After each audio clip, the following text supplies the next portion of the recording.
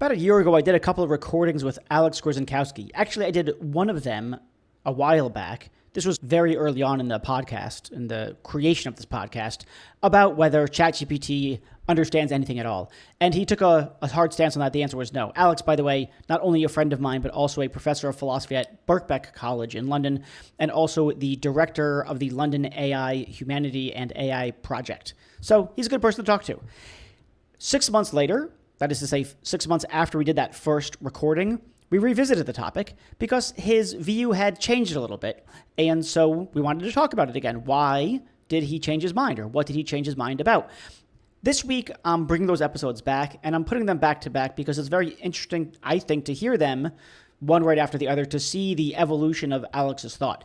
Some of the conversation is very technical. In the intros that I recorded back then, which you'll hear again, I try to lay out in more detail what those things are, try to make things really clear. But look, this is tough stuff. This is really cutting edge technology, cutting edge research into that technology, cutting edge philosophical analyses of cutting edge technology. So I think this stuff is extremely fascinating. It's really difficult. And I think that you'll find listening to these episodes back to back is really edifying. That's it for me. I'm releasing one of these on Wednesday, the other on Thursday. I'm not going to record this intro again. I don't know. Should I play it Wednesday and Thursday? Anyway, it doesn't matter. Here you go. Have fun.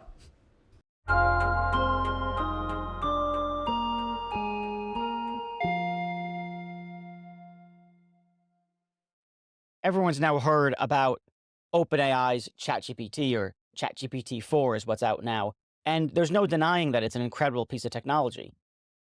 But the way that OpenAI talks about it, I find completely misleading and disturbing in a way.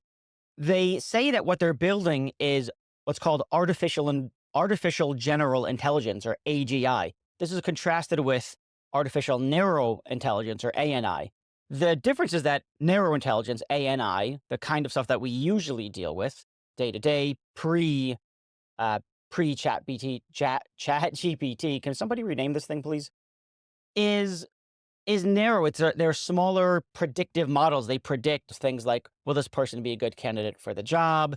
Will they be a good student at the university? Does this person have diabetes? That kind of thing. It's it's quite a narrow task. But this is obviously quite broad. You could ask it all kinds of questions about science and technology and the humanities and books and philosophy, etc. And it gets a lot of things wrong, gets a lot of things right, but it is impressive.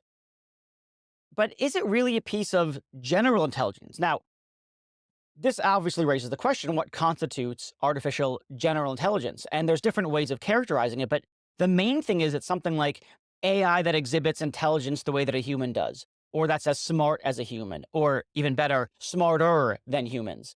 And there's a way of characterizing this as saying something like, what does it mean to be smarter than? One, you might think, essential component of being smart or intelligent is that there's understanding, that when you and I are conversing, we understand what each one of us is saying. We understand ourselves and we understand what the other one is saying. And the conversation proceeds on the basis of that mutual understanding. Of course, there are cases of miscommunication, but we can sort that thing out. We understand that we generally understand the words that are coming out of our mouths and the words that are coming out of other people's mouths.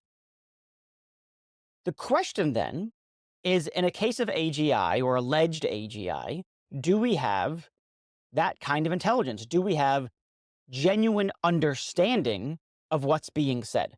So when we talk, as it were, to ChatGPT or Bing or Bard or whatever large language model we're talking about, the question is whether it understands what we're saying. I wanted to go deep on this question, so I spoke to a friend of mine who's also a philosopher of mind and language named Alex Grzankowski, and we talk about what would it take for a chatbot or any kind of machine, if you like, to actually have genuine understanding. Now, the conversation in some ways centers around a famous thought experiment that you may have heard of, first thought of by or offered by John Searle. It's called the Chinese room argument. We talk about it in this conversation, but I want to give you a sort of sneak peek and get you warmed up for it because it's so crucial, it's so central to how Alex and I think about what constitutes understanding. But it's the basis, and so I'm not going to reveal everything that Alex says. There's a lot of interesting things, but I want us to make sure that we get the core of what this argument is circling around. So here's the core of Searle's argument, which was given decades ago, way before ChatGPT 3 or 4 or 1 for that matter. So look, I want you to suppose that you are in a room and it's got a sort of mail slot in there.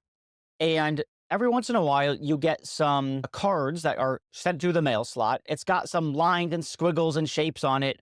And you just look at it, you just see lines, squiggles, shapes, whatever. But you've got a little rule book inside your room that says if you get this kind of, if you get a card with this kind of squigglies and shapes or whatever, then take your own pile of cards that have squiggles and shapes and lines, etc., and put out this one. So if you get one that looks like this, put out that one. If you get one that looks like that, put out this other one. And so you keep getting these cards pushed into the door. You follow your rule book that says squiggle this way, put out a card that squiggles that way. And it just keeps going like that. Now, you don't really know what's going on, it seems. From my perspective, I'm the one who's putting in these cards. I actually am having the experience of talking to someone in Chinese. So what's really going on is I'm putting in characters in Mandarin. Let's suppose that you don't know Mandarin, and you're putting out Mandarin letters that make it seem, because of the way the rulebook works, that make it seem to me that I'm having a conversation with somebody who understands, or something that understands Chinese. Now, let me ask you a question. You're in this box, you're following that rulebook. Do you understand Chinese? And I think I said Mandarin. And the clear answer, I think, is no. You don't now understand Mandarin, even though you're putting out cards that make it seem to me like I'm having a conversation. I'm putting in, hi, how are you? You're saying, I'm fine, how are you? And I say, how was your weekend? And blah, it goes back and forth like this. You don't understand Chinese. This is supposed to be an analogy to what's going on with, say, a ChatGPT. You're putting in letters, what you know to be letters, which are symbols. You're putting in letters that combine to make words. Those words have a meaning. But the software, the ChatGPT software, or the large language model software, whatever it is just manipulating those symbols in accordance to certain rules that it's got. Its internal rule book. What it's doing roughly is predicting what should go out next, given how those symbols were ordered in the past. So it crawls through the internet. Roughly, this is obviously a simplification, crawls through the internet, sees how different sort of squiggles and lines are arranged, as it were, and can make predictions about what the next squiggles and lines should be. Or just like you, if you're in that room, don't understand Chinese, but you're just operating, if you like, at the syntactical level, at the rule level of the language, as opposed to the semantic level, the stuff about meanings. Syntax has to do with the rules that govern the language, whereas semantics are about the meanings of the terms or the words or the symbols that you're manipulating to speak. The computer, you don't understand the semantics of those symbols. You don't understand what those symbols mean. You just operate them according to certain kinds of rules. Similarly, the thought goes ChatGPT or any large language model is just manipulating symbols according to some rules, but has no grip, no grasp of the meanings of those symbols, the meanings of those words. You lack understanding of Mandarin, it lacks understanding of English or whatever language that you're using to interact with a large language model. That's the core of it. And then the question becomes, first of all, is that a good argument? Frankly, I'm fairly convinced that it's a very good argument. The question then becomes, okay, if that's not what understanding is, what is understanding? Because we might want to know what understanding is if we are to eventually, justifiably, attribute genuine general intelligence to a machine, if we're going to attribute understanding to a machine. And here I want to flag, we're talking about linguistic or semantic understanding, the ability to understand the words that are coming out of your mouth or hard drive, whatever you want to call it. So that's the core of what this conversation is about with Alex. It centers around that argument that merely manipulating symbols is not sufficient for understanding. And then the question is, what do we have to add to this story? What do we have to add over and above being able to manipulate the symbols according to certain kinds of rules, like grammatical rules? What do we need to get understanding? And that's what the conversation is all about. Alex gives us various kinds of suggestions to consider, and we've got to figure out what we need to add to this story so that we really do have understanding. And if we can get a grip on that, the thought is, then we can get a grip on when it would be justifiable to attribute understanding or intelligence to a machine or a large language model or whatever. So that's what the conversation is about. It's I think, a super fascinating conversation, you're going to see, look, there's not going to be a super cut and dry answer. But I think, I know that Alex thinks we're getting to something that's a plausible answer. And I hope you enjoy the sort of really digging in to think through in a responsible way, what is understanding? Hey, Alex, thanks for coming on Ethical Machines. Why don't you tell everyone a little bit about who you are and what you do? Yeah, thanks for having me. My name's Alex Grzankowski. I'm a lecturer in philosophy at the University of London and Birkbeck College, and I also run the Institute of Philosophy as the associate director at the Institute of Advanced Studies. That is a mouthful, but that's what I do. That's great. What the relevant point here, as far as I'm concerned, is that you're a philosopher who specializes in things like philosophy of mind and philosophy of language. And I wanted to talk to you about artificial general intelligence, what it means to understand a language, whether we would know that a machine understands a language or how we would even know that. So, as everybody knows, generative AI has been on everyone's lips. Of course, there's ChatGPT 3 and its integration into Bing, where people are having all sorts of wacky conversations, some helpful, some not, mostly entertaining conversations with ChatGPT 3 or Bing or whatever you want to call it. There's the generative Seinfeld episodes or quasi-Seinfeld episodes, which have, in some cases, gone off the rails. In some cases, the characters have asked questions that seem to take on some kind of existential import. What are we doing here? What's our purpose? So I guess I want to start with, before we dive into what is understanding a language or something along those lines, why might we, other than it's being cool that we can create machines that understand a language, what other sort of non-intellectual, if you like, purely pragmatic, or I think that's the right phrase to use, considerations are there for really being invested in trying to answer this question? Yeah, I think somebody got fired from Google not too long ago for claiming the machine was sentient, didn't they? So one thing we might care about is whether we're going to lose our jobs. But I think a more serious answer is that imagine you go to a doctor and you've got something wrong with your ankle, and you say, "My ankle hurts. I want you to help me out." And they say, "All right, let me consult my book." And they grab a book off the shelf and they flip it open and they just land on an answer and they go, "Arthritis, and here's some pills," or whatever. Now that might be a good result. It might work. It might make your ankle feel better. But I think there's something obviously negligent about that. I don't really want my doctor just guessing. I don't want my doctor just picking an ailment out of the air. For one thing, it could easily have gotten it wrong. Might have just flipped to a different page and given me some Viagra. That would have been pretty different. I want him to know what he's doing, and I want him to know the basis on which he's making that diagnosis. And so I think that when we're thinking about interacting with these machines to give us advice on what stocks to buy, or whether or not someone gets a loan, whether or not somebody gets paroled from prison, we don't just want opaque, lucky guesses. We want genuine understanding behind this. Now, maybe eventually we'll come to not care that much about this stuff. I'm not sure yet. We're in early days. But I think when I think about the doctor case, I've got a pretty strong kind of intuition in the favor of, I don't like this guessing stuff, even if you give me right answers. I want something tied to real understanding. I think we care about that. So there's 2 points I want to draw out from that. One is, I want to push back maybe a little bit. Should we consider it pure guessing that the machines are doing? It's not totally random. It seems to get it right many times in a way that looks like it's better than chance. So that's one question, whether we should consider this guessing. And then the second thing is that I do like the point a lot about, we want decisions, especially high stakes decisions. Here's the appropriate treatment for your disease, or here's how you should invest your money. We want them, you use this phrase that I really like, which is we want that advice to be given on the basis of an understanding of what's at play here, what's going on. So it's not enough to just get it right. It also needs to get it right for the right reasons. Yeah, I think that's right. Worried.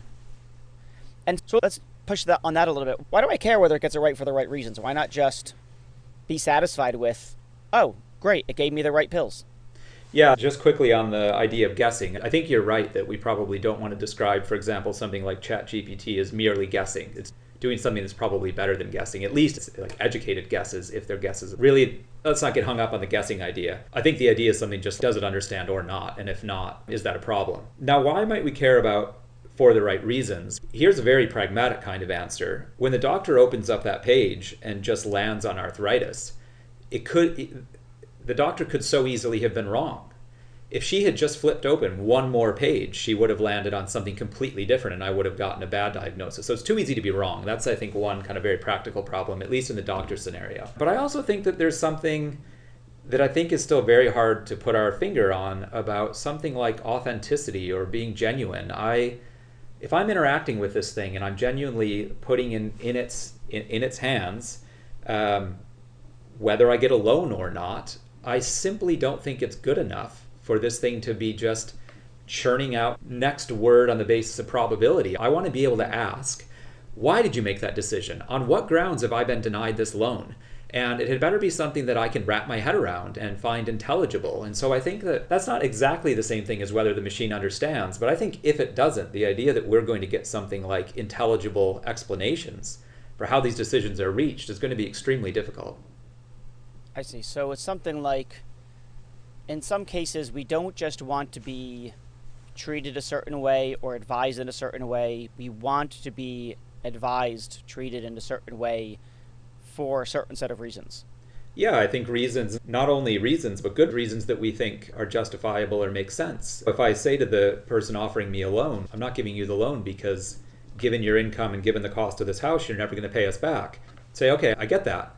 But if you just say, it's very likely that after this word and this word, the word no tends to show up across a huge array of the internet, so you don't get a loan, I would think you've missed something important here. And again, that's a bit of a caricature, I think, of what's going on with these systems. And I hope that as we move along, we get further away from a caricature. But let's just push the case to the worst scenario. If that's all that's really going on with these systems, I don't think we should be very satisfied that we're getting answers that we're happy with or that we should trust. Maybe another kind of way into this is to just think about, take the movie Her. Imagine that you start having a kind of relationship with a chatbot. You start thinking, here's what I do in the morning. I wake up and I have a 15-minute conversation with my chatbot therapist.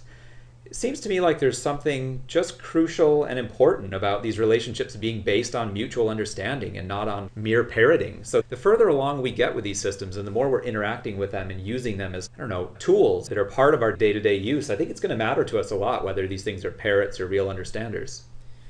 Yeah, I really like the example of the therapist that we don't just want, with any kind of relationship, we don't just want to be heard, or we want mutual understanding. So we want the therapist, for instance, to understand us. And I take it that either in its current instantiation or in future instantiations, it sure as hell will seem, oh, the AI really understands me. So that brings us, I think, to the core question here is, what is it to understand something? You've laid out, it can't just be predicting the next word. That seems intuitively right. It's not just a matter of just coming up with the right word, one after the other. So I guess I'm just going to ask you a really big question. What's understanding? What does it mean to understand something? Or something like, do we have good reason or to think that machines don't understand when they are using the words in the right order? Yeah, I think this is too hard of a question to just say, bang, here's an easy answer. But maybe one way to make some progress is to think about some things that don't work, or think about some cases where we think there's a clear failure. So there's an old thought at this point, old thought experiment that I think is still an important one when thinking about these issues. The Chinese room thought experiment goes like this. Imagine that you are locked inside of a room and you've got this huge lookup table with a whole bunch of characters and symbols that mean nothing to you, but they're basically symbol with an arrow to another symbol. And here's how it goes. I show up at this door and I write down some symbols that I understand and I slide it in to the mailbox. You pick it up, you see this symbol, and you just look on your giant chart and you go, aha, when I get this one, I grab that one. And then you send that out. Now here's how it seems to me on the outside. Hi, how are you? I'm good. How are you? Doing fine. Do you want to whatever? So it seems to me on the outside like I'm having a perfectly good conversation with a real person. But to you, you're just pushing symbols around, basically. That's how I would put it. Yeah, I have no idea what I'm saying. You have no idea what you're saying. Now, so the Chinese room, I think, has been interpreted in lots of different ways. One thing that seems pretty obvious is that you don't understand. Fine.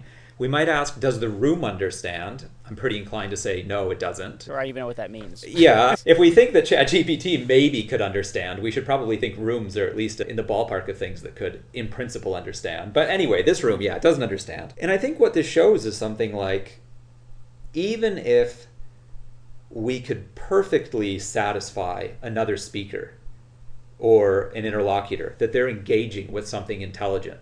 It just might not be. If all you're doing inside that machine, inside the room, is manipulating symbols, that just doesn't seem sufficient for understanding. But I think that it's not a far cry to think that's effectively what's happening really deep down with these machines. Now, it's true that something like ChatGPT has got a huge amount of background information that's been fed into the system. It's got very sophisticated algorithms. But when push comes to shove, what it's really doing is taking a whole bunch of symbols that we've fed into it from the internet, using those symbols to figure out, on the basis of these symbols in contexts like this, what's the next best symbol for me to write down. Right. So it really is fancy symbol pushing. And I think to the extent that we think the Chinese room is a failure of understanding, we should think that ChatGPT is a failure of understanding. Okay, great. So just so that the audience, I've heard, of course, this thought experiment before. I've taught this thought experiment before, but so you're the input to the machine. The machine in this case, though, is something like me in a box. Or here's what we might say. We just might say, I have no idea what's in that room. I just know that from my perspective, symbol goes in, symbol comes out. And now let's just stipulate what's inside the room is maybe it's a fancy machine, maybe it's a person. It doesn't really matter. The point is that there's just this sort of rule list that says, if you get this symbol, give that one back. If you get this symbol, give that one back. And I can be completely ignorant as to whether the symbols have any meaning, and if they do have meanings, what they are. I just know from the inside of the room, okay, he pushed in this symbol, that means push out. And instead of a symbol, we could say something like string of letters. Of course, letters are symbols, but words are symbols. We can say, okay, I got these string of letters. We don't even need to have symbols or weird things. It could be I don't know, some existing language. It could be Vietnamese. I don't know Vietnamese. So if you could push in some Vietnamese letters, and maybe I have this rule book that tells me, okay, if these Vietnamese letters come in, push these Vietnamese letters out, and I'm doing that, which really raises, I think, the distinction from your perspective. I think the difference between thinking, you interacting with an understanding entity, an entity that understands, person, machine, or whatever, versus you being deceived into thinking that you're talking to or interacting with an understanding entity. Yeah, and for some purposes, maybe I just don't care. Maybe I just want an answer to the question, where's the closest place for me to get a good cup of coffee? And I simply want an answer, and I don't care how I get it. But I think that when we get to higher stakes cases, again, say loans or parole or virtual doctors, these questions start to look important again. And the idea that it might just be a mere symbol manipulator doesn't sit very easy with me. And again, maybe in 50 years' time, we'll all just say, why did we ever care about that? Symbol manipulation's fine. But at the moment, it just sounds to me like that's doing something really importantly different than the savvy parole grantor or the judge or the doctor. And I think until further notice, we've got to care about that stuff. And it's not a scale issue, right? It's not. I think that in the minds of engineers and data scientists, they're just like, let's get more data. We just need more. We just need to feed it more. It's going to get more and more accurate, and we're going to get more and more intelligence. But I take it, the point that you're driving at is, you don't have any intelligence to begin with. Increasing accuracy doesn't make more intelligent. It just makes more accurate. You don't get more understanding. You have zero understanding. And so there's nothing to scale here. So you're not getting any closer to something like artificial general intelligence or a machine that understands, because all you're ever going to get, I think, at least so far, is symbol manipulation, something along those lines. And it can be manipulation based on statistical probabilities, and so it gets pretty good at it. But nonetheless, we get no understanding. It's not a scale issue. There's something different in kind about understanding than symbol manipulation. And then, of course, I take it the next natural question is, all right, so is there something we need to add on? Is understanding language, is it symbol manipulation plus this other thing? Is it something else altogether? What are we supposed to think about understanding? And how? And then if we have a grip on what understanding actually is, then we can actually take a look at the machines again and say, okay, does it meet these other criteria for understanding? Yeah, I think that probably that is the next step, is to start thinking, okay, if this isn't working, as let's just suppose, let's agree we want understanding would be a good thing. Is symbol manipulation not enough? What do we? I agree with you. It's not a scaling issue. It's not like we just are going to keep feeding in text or video or whatever, and all of a sudden this is suddenly going to transform into an understanding thing. I don't think that's going to happen by magic. No amount of symbol pushing looks like the right kind of thing. We're just in the wrong arena. One way that some people have raised a kind of concern about something like, say, ChatGPT, they've said things like, it doesn't care about truth. And I'm not entirely sure exactly what the worry is there, but I think they're starting to put their finger on the right kind of thing. Let's think about whether you and I understand sentences and how we understand them and how we exhibit that we understand them. One kind of way that linguists have been attracted to dealing with language and semantics, where by semantics I just mean the meanings, what sentences mean, whether they're true or false and what they stand for, is to ask something like, under what conditions would a sentence be true? So let's suppose that I tell you Michael Phelps runs. I just have no idea if that's true. I'm very confident he swims. I just don't know whether he runs. But I give you the sentence Michael Phelps runs, and I think you understand it.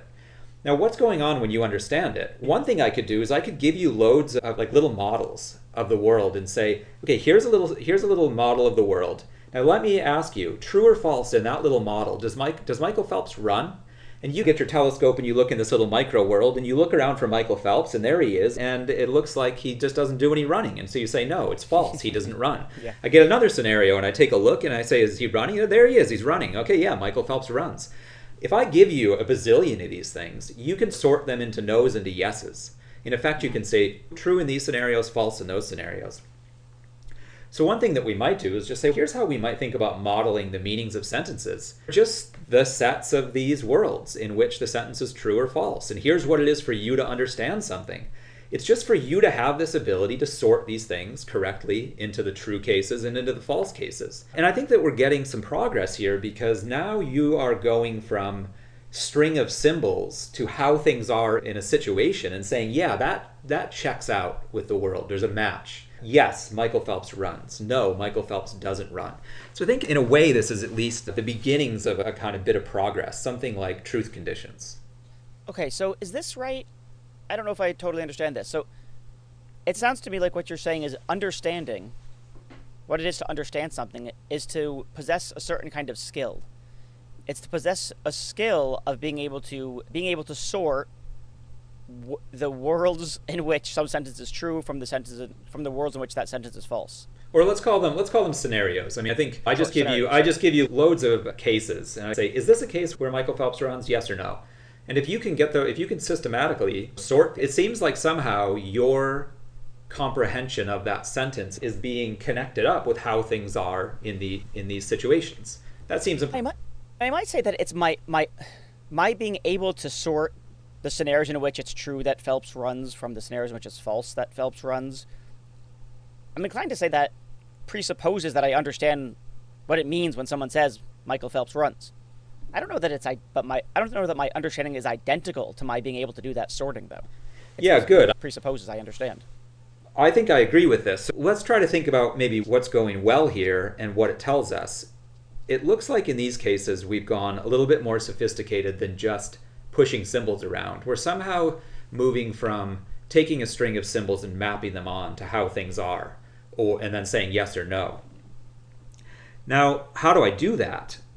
And I think what you're suggesting, and I think I agree with this, is that's the very question we were trying to answer. What skill or what knowledge backs up that ability? And now I think we're starting to put our finger on the exact right sort of thing to investigate further.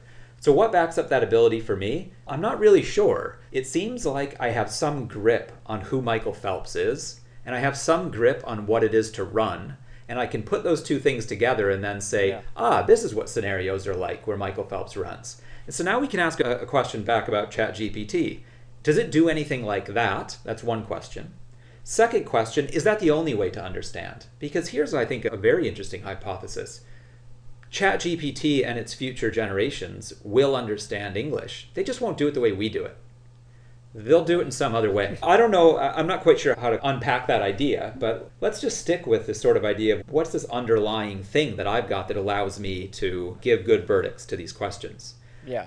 Because I think ChatGPT could trick us again, right? We could Chinese room this. I could say, maybe I could train the system up to give really good answers to, yes, that's a running Michael Phelps Right. runs world, and no, that's not a Mike, but it's not doing it for the right reasons. Right. You could have some completely accurate Wikipedia, exhaustive Wikipedia or something like that. There's the mainframe that knows all the true things and knows all the false things. And so the mini AI, if you like, consults, hey, is this true or false? It says yes, and then it just starts sorting based on that. So it could do the sorting, but it's still symbol pushing. It doesn't understand what it is to be true. Yeah, I think that's right. I don't think that this turning to truth conditions is yet an answer that we should be satisfied with. But I think it's now helped us reframe the question, or at least given us some rails. We've got something like, okay, if that's the kind of thing that looks like it's one of the marks of someone who understands, what is the kind of mechanism that we think has to underwrite that for it to be genuine understanding as opposed to trickery or mimicry? So here's one answer, and I think it's not going to ultimately work, but it's worth trying out because it comes, I think, to mind pretty immediately for people. It's something like that feeling of understanding. It's something like what a philosopher might call the phenomenology of understanding.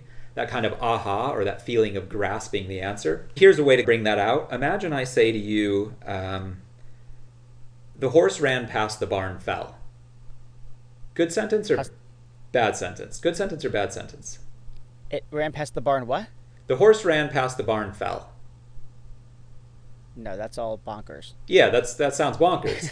Now, but let me make it not bonkers. The horse that I ran past the barn fell. Which horse fell over? The one that I ran past the barn. Right. The Okay. horse. So now let's try it again. I don't know that you can run a horse. You hold the rope and you run alongside it. Yeah, okay. That's how you run a like horse. Just running the horse? Okay. Yeah. Okay, so the horse ran past the barn, fell. It's an awkward sentence, but I think that once you start thinking of the way this situation would unfold, here's me. I ran this horse past the barn, and now that horse fell over. The horse ran past the barn, fell. It starts feeling like it's got this like sense of understanding. So I'm supposed to have this sort of aha moment where a sentence that originally seemed bonkers actually does make sense. Yeah. When I realize that it actually makes sense, I have a sensation or a feeling like, oh, I get it.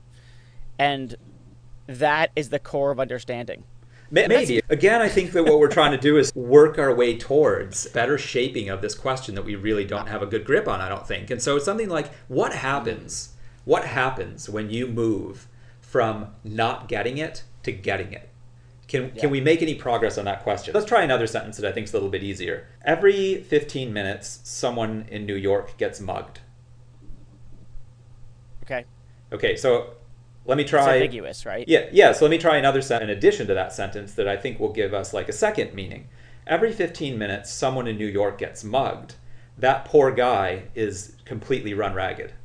Right. I think that all of a sudden this thing happens where I feel like I grasp the meaning of the sentence, and then you give me this other cue, and I get a different meaning. I grasp same sentence, different meaning. Again, I think that what this suggests is that or maybe not suggests, what we take away from this is that we're starting to narrow in on that very thing that underlies that ability for us to sort sentences into true and false and to get right answers. It seems, I think, people may be attracted to this idea that it's something to do with these kind of aha moments. Now, I think that we haven't made huge progress. This is how progress goes. It's incremental. We make it in little bitty steps. But I mean, here are a couple reasons for thinking that maybe this isn't the way to go. One, I don't have a clue what this aha moment consists in. To the extent that it has something to do with consciousness, with what it's like episode, that opens up another entire can of worms. One question that we might ask is, how do I know you're conscious? How do I know the machine is conscious? What is it to be conscious? Right. So we're replacing one question with a whole series of other questions, and I think that should make us uncomfortable. And here's another kind of suggestion that maybe this isn't even sufficient. Let me try a couple more sentences. So wait, before you do though, I take it that the core view is that understanding, or we get some light shed on the question of what constitutes understanding by appeal to this feeling of understanding. But two things. Number one, I would think that the feeling arises because you've understood, not that the feeling is the understanding. So sure, there might be some feeling, but that presupposes understanding, which we're trying to get a grip on. So just because you told me that that understanding is often followed by this sensation or this feeling, still doesn't tell me what understanding is. So that's one point. The other point is just that I understand all sorts of things every day that I don't feel anything. It's not like I go around and I understand that the light has turned red and I feel a little sensation of, ooh, I understand the light's turned red. Or you might find some aha moments where there's some phenomenology that follows my understanding, but those are the rare cases. Yeah, I'm very sympathetic to that reaction. I guess the thought is something like this. What is it that differentiates what I'm doing from what the Chinese room is doing? Or what differentiates what I'm doing from what ChatGPT is doing? And I think we can give certain kind of technical answers about ChatGPT is using a probability algorithm to put out the next word, and I'm not doing that. But we still want to know, what is it that I'm doing? What is it that you're doing that constitutes genuine understanding? And I at least think that it's tempting to try out something like, it's this grasping the meaning thing that I do when you give me the sentence like the horse ran past the barn fell, and all of a sudden it clicks. Or you give me the sentence like someone in New York gets mugged every 15 minutes, and I can get the other reading and it clicks. That click seems, I think, at least a thing to want to glom onto. Now, I think you're exactly right that we're barking up the wrong tree. It looks like one thing we might say, as you did, is that is an after effect. I have the understanding, and because of the understanding, I undergo that experience. But I do think that some people have been tempted by the idea that there is something like the phenomenology of grasping or getting or understanding, and that's progress. Now, again, just to put my cards on the table, I don't think this is the right way to go, but I think it's worth thinking through the ways in which questions about understanding might be tied up with questions about consciousness. I think we should let 1,000 flowers bloom in this area. It's early days, and I think that's worth investigating, but I think that we open more questions than we answer by going down that path. So there's two roads I want to go down. One is to pull apart intelligence from consciousness, from sentience. And I want to hear a little bit about that. But before we do that, maybe we'll close out with that. For me, the takeaway so far is something like, look, we have good reason for thinking that ChatGPT or anything of its ilk doesn't understand, for Chinese room argument kinds of reasons. What we have is symbol manipulation, even if it manipulates them in ways that result in accurate outputs, or we can interpret the outputs such that we see that they're true or they're false. We don't have any understanding, and it's not a scale issue. But then the question, what would it need in order to actually have understanding? In order to answer that question, we'd first have to be able to answer, what is it for we people, we humans, to understand? And there's just no clear answer to that. Yeah, that's which means exactly at a right. minimum, it would just be insanely premature to pronounce that we've got some artificial general intelligence, or even that we're getting closer to it, because the nature of understanding is itself opaque to us. We seem to know that we understand, but we don't understand what understanding exactly consists in. So it recommends a kind of conservatism to attributing intelligence to something. You might think we've got lots of different kinds of experiences with people. There's this other problem. How do we know whether people understand? Do we know that people understand? Or the problem of other minds? And I guess insofar as that's not a settled issue, you're not going to get a settled issue with artificial general intelligence. But then I take it the concern is, I'm just picturing someone who's, oh, this is all, look, you don't even know what, you philosophers don't even know what it is for a human to understand. So why not just say that the AI understands just as well? I think that you understand things because you talk in certain ways and you respond to me in certain ways and you act in certain ways. And so if a machine does the same thing, why don't we just say, yeah, it understands too. I don't know what its understanding is any more than I understand what understanding is. But, why withhold the attribution of intelligence to a machine, but grant it to people? I don't think that we should say that we don't have anything to go on what understanding is. I think you're right to say something like, we don't understand what understanding is. That's exactly right. But it's not that we haven't made any headway whatsoever. Take the sort of thing that linguists might suggest that I was talking about earlier. It might be something like, part of understanding is something like knowledge of truth conditions. Now, I don't think that's yet hugely informative, but there's been plenty of kind of work done in that area and progress. And then there are people. Truth conditions. That means something like the scenarios under which the sentence is true. Yeah, I mean, we could think of it as something like, maybe I know a rule that allows me to sort the cases into yeses. Something like knowledge of a rule or ability to utilize a rule that allows me to say, yes, that's a case where Michael runs. No, that's not a case where Michael runs. It's something like knowing when you give me a series of symbols, I know how things would have to be for that to get things right. I think that there's something attractive in that thought. And plenty of people have had lots to say about linguistic understanding. But I do think that you're right to suggest something like a kind of conservatism. The idea that we just can say once and for all, here's what it is for a person to understand a language. Here's what the Chinese room is missing, and here's what you've got. We're really not terribly close to an answer to that question, in my opinion. And I don't think that this is something like that the right way to look at this is something like, oh, you philosophers don't even understand what understanding is. I don't think anybody fully understands what understanding is. This is a vexed question that we should keep working at. And I think one of the really exciting things about the emergence of something like ChatGPT is that it gives us a different sort of arena to start asking that question. One where we actually can get into the inner workings of the system. We can break these things down. I can't ethically get into your skull and figure out what's going on in your brain. And even if I could, I don't think that would give me the answers anyway. We've got this sort of new arena where we can still ask these questions like, how is this thing working and could this constitute understanding? Have we perhaps had too narrow of a notion of understanding? Is this perhaps a different way of coming to understanding? But I think right now it's, as I said before, it's early days. I just don't think that we have a good enough grip on what it is that we're doing that differentiates us from the Chinese room, that allows us to then say, aha, ChatGPT does understand, or no, ChatGPT doesn't understand. We're just not there yet.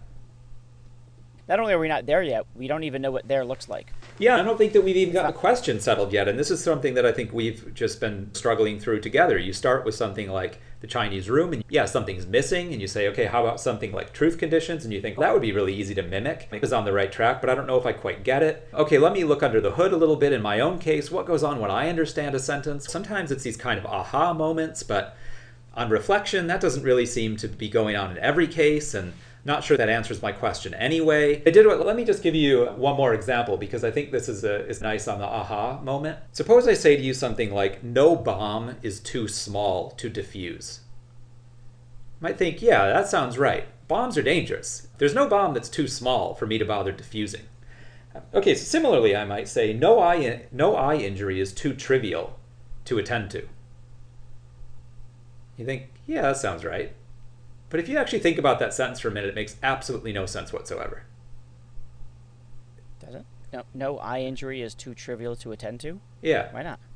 Just think through what that would involve. What exactly it does. It's not saying anything intelligible. It sounds so intelligible. It feels somehow it means the same kind of thing as the bomb sentence.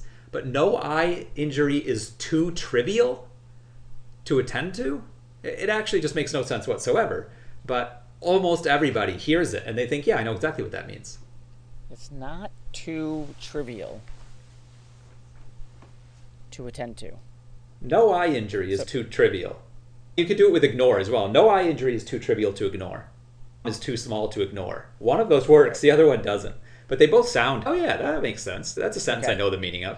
Anyway, all that's to say is that I don't know that we should put too much stock in these kind of aha moments because we can get false positives. There are lots of times where we might think, oh yeah, I do understand that, or no, I don't understand that. And it just doesn't map on to whether or not these are meaningful, understandable things. But anyway, let's get away, I think, from this sort of feeling of understanding. That was meant to be a sort of second try at getting a little bit closer to what's going on. I really do think that this idea of truth conditions was getting us more in the right direction. And I think that what that was getting right was some kind of connection between the world and the symbols. And I think, again, with going back to the Chinese room, that's exactly what's missing. I'm out here in the world engaging with the environment. And then I write something down on a piece of paper that presumably has some reflection in either how things are with me or how things are with the world. I send that in. Some symbols are pushed around and spit back out. And then I come to some conclusion, again, about how things are in the world around me. I think what we really want is a kind of anchoring between our symbols and the world. When I say Michael swims or Michael runs, let's stick with Michael runs, somehow I bring him to mind. I've got Michael in mind and this activity of running in mind. And now I'm in a position to ask, is the world that way? Is the world the way this sentence represents the world as being? So I think that this notion of representation is really important. What we want are symbols that are not merely symbols, but which represent situations in the world and tell us about the world. Yeah. Okay, so that's actually really interesting. And there's two thoughts, I take it, that you're bringing together to help us try to understand what understanding is. One is that part of what constitutes understanding a symbol is not just the ability to appropriately manipulate it with other symbols, according to certain rules, let's say, but it's I'm going to use the word understanding, which I know I'm not allowed to do, but it's something like understanding how that symbol refers to the world. Or maybe it's understanding, as you said, it's bringing to mind, this is a tough metaphor to break down, but it's something like bringing to mind the thing to which it refers. So it brings to mind Phelps. The word running, it brings to mind pictures or images or an internal video, as it were, of people running or something along those lines. So you've got something like there's a connection between the symbols and the things to which they refer. Manipulating symbols doesn't do that. There's something above and beyond that. You've called it representation, that you understand what the symbols represent. And then there's a matter of concatenating, just combining individual pieces. Like I understand running, I understand Phelps, and then I can squeeze them together, as it were, in the right kind of way. So I understand we're talking about Phelps performing the action of running.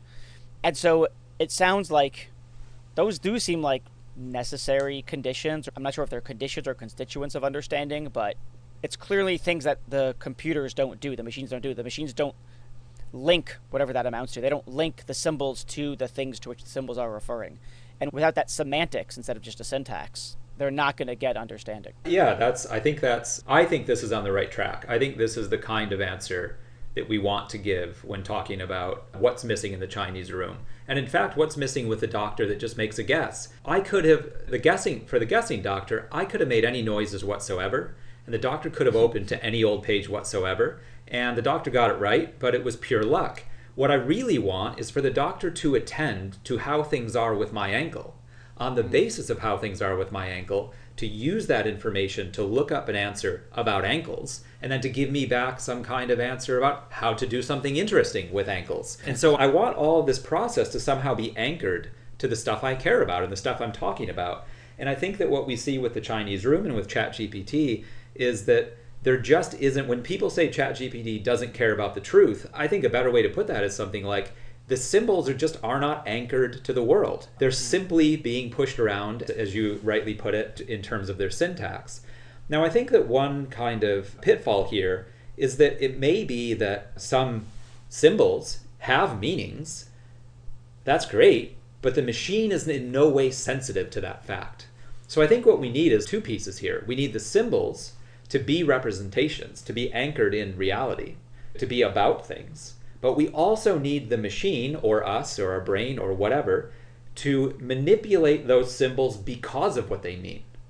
It can't, again, we don't want to let in this kind of doctor just looking up and pointing any old place. I want him to tell me to take the pills because they're relevant to something to do with arthritis. And so similarly, I think when I say to ChatGPT, where should I get some coffee? I'm not getting any understanding because all it's doing is giving me the next most likely, in some sense of most likely, some good choice of a word. But what I really want is for at least, again, maybe I don't care for just figuring out where to get coffee, but if I want to start engaging with these things as understanders, I'm going to want something that is sensitive to what coffee is and talking about coffee and which thing is it that I care about and making sure that it's just not putting me onto the wrong stuff for the right reasons. That's something like representing and manipulating the symbols because of what they represent. Yeah, that sounds like to me the core of it. Or at least a core or something. If you can have a core, can you have a core? Manipulating the symbols because or by virtue of what those symbols mean. And if you can't get the meaning, then you don't have understanding. I think that's right. And I think that the nice thing about this is it doesn't obviously demand of us that we say anything about consciousness or experience. I think that's a virtue, that we don't bring in more hard questions than we need. It seems like it gives us an interesting connection to that idea of truth. What is the relationship between sentences and the world? This can be true or false. How do they do that? They have parts which represent reality. This part represents Michael. This part represents running. When they're put together in the right way, the whole thing represents that Michael runs. So I think this idea of representation and manipulating symbols because of what they represent we're getting onto the right sort of thing. Yeah. Yeah. No, that sounds great. And it's definitely not what the machines are doing today. And no amount of scaling and the quantity of data is going to get them that. It doesn't look like it. Now, it's a really hard question. exactly what those connections are between symbol and world that constitutes a representation. I think in some ways, this is one of the fundamental questions in cognitive science and the philosophy of mind. What does it take for one thing to represent another? That's one big question. A second big question is, how on earth could we manipulate things because of what they represent? Yeah. We're not done with questions. We've got more questions, but it does seem like at least a bit of progress to say you need to manipulate symbols in light of the meanings of those symbols. Just to highlight why that's a problem, there's a nice example from Fred Dretsky who says, think about an opera singer singing an aria at the highest pitch and it shatters the glass. The sound shatters the glass, but the words meant love, let's say. Did the meaning do anything to help shatter the glass? And you might think, no, it's not the right kind of thing to help shatter a glass. Meanings are, sure, I don't know, they're abstract or something. So now I've got some symbols which have meanings, and I want a machine to manipulate those symbols because of what they mean. But meanings aren't the sorts of things that seem to enter into causal relations. That kind of looks like the mind-body problem is back. If we're right back at Descartes again, unfortunately. And yet, I think that's got to be on the right track. That answer's got to be on the right track. All right, great. So now we've ended with dualism. Yeah, it always comes back to dualism. I think one thing that's really striking about a lot of these philosophical questions about AI and GPT and the ethics of AI is that as much as this is a great arena for generating excitement, it's a lot of new instances of familiar problems. Yep. Now, I think that's progress. I think in a way that's progress. I think seeing that a new question is actually just a kind of fun version of an old question, that is a kind of progress, but it's also a little bit frustrating that some of these things aren't being married up as quickly as I think they could be. I think that some of these old problems in philosophy are things people have been thinking about for ages, and I hope that there continues to be good interaction between the people in tech and the people in philosophy, because like you said, right now it looks like we don't have a good grip on understanding what understanding is, so how are we going to even determine whether these things understand? I don't have an answer to that, but at least philosophers have been asking that question for a long time. Yeah, absolutely. It's clear that the questions that we're asking about AI predate any conversation or talk or thought about AI. All right, thank you, Alex, so much. That was super fascinating. I hope we haven't boiled the brains of the audience. You'll have to come back. Maybe we'll have you come back with a cognitive scientist or something and figure out if we can make some progress. Yeah, that sounds good. I don't think that any amount of staring at the brain is going to help us, but they're going to tell us otherwise, and we could have a good fight on the air. Yeah, that sounds fun. All right, thanks, Alex. Okay, thank you. Bye. Thanks so much, everyone, for listening. And now let me thank the people who have made this podcast possible. So, first of all, we have Delano Alexander. He's been with me since day one. He showed me even how to start recording a podcast in the first place. He does editing stuff. He's been fantastic, and he does really everything I ask him to and more. I've never met anyone else who just says so much. Yeah, I don't know how to do that, but I'll figure it out. What more could you ask for in a producer? Next up, Jennifer Strong, my podcast guru. I don't know what else to call her. She just has advised me on how to design a podcast, how to grow it, and she's responsible for, if you like, this kind of season 2 relaunch and everything around it. So thank you to you, Jennifer. Next up, Meg Marco, responsible for all the excellent artwork. Before I did the artwork, I didn't really know what I was doing. We put it together. It worked well enough, but I think Meg really did a phenomenal job bringing everything together. Garrett Lang, a sound engineer that I frankly don't deserve. He's just too good for this podcast. Don't tell him I said that, though. Next up, Benjamin Koltgen. He is a professor of philosophy who has helped me source guests, identify who's interesting, who has things to say, etc., etc. So without him, I wouldn't have anyone to talk to. And then finally, Ashley Wasilenko, who helps with all manner of administrative things, making sure that the podcast guests find their way to the podcast, can schedule the recording, get their bios and headshots, and really just keeping the show on the rails and me organized. Thanks to all of you. Really appreciate all your hard work.